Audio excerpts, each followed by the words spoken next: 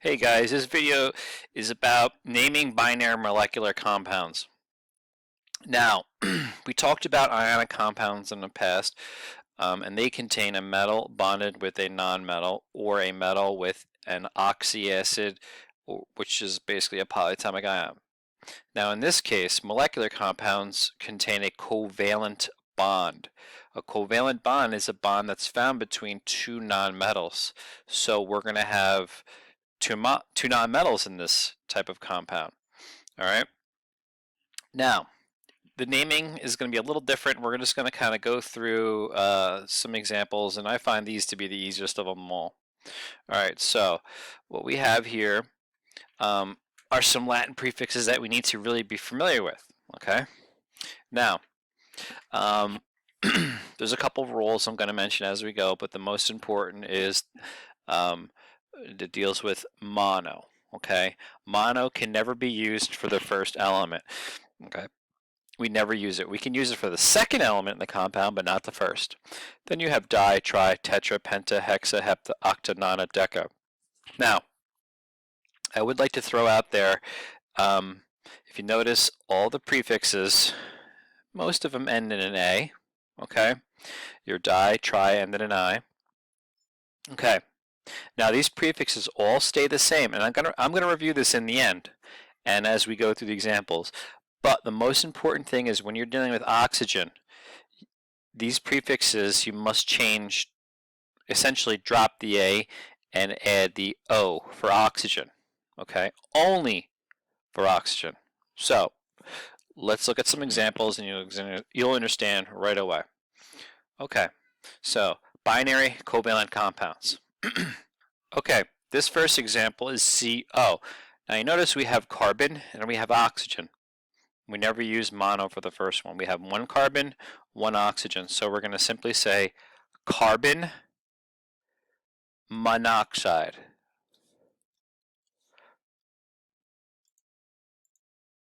Okay.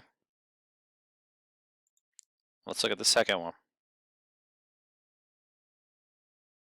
CO2. We have carbon here. We can't say monocarbon. Sounds funny. So we just say carbon. And we have a 2 for this oxygen, so we say carbon dioxide. All right.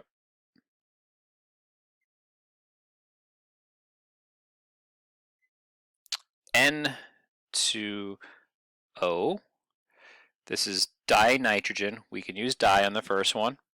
And then we have O with a 1.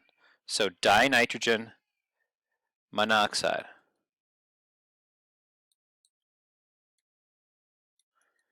Next example, CCl4. It's carbon, 4 is tetrachloride.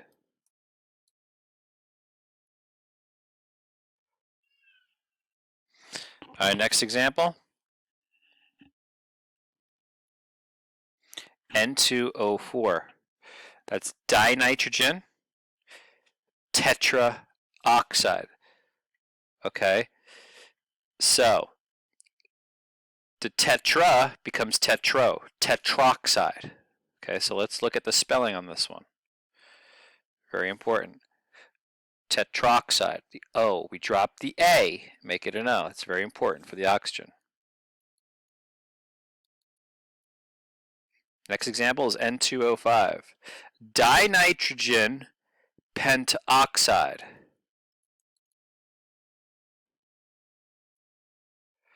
All right. Next example, SF6. Sulfur hexafluoride.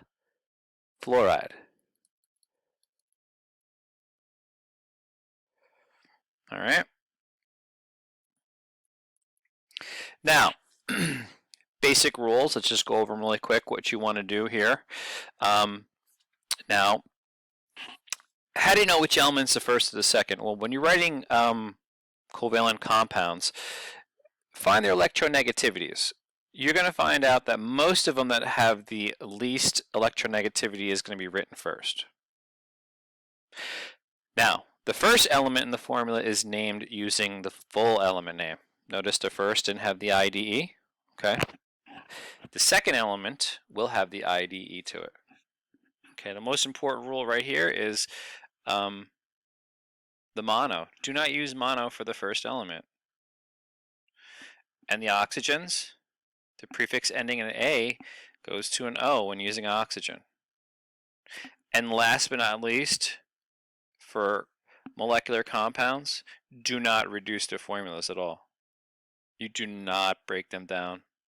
Ionic compounds you do, not molecular compounds. Okay? And that's it.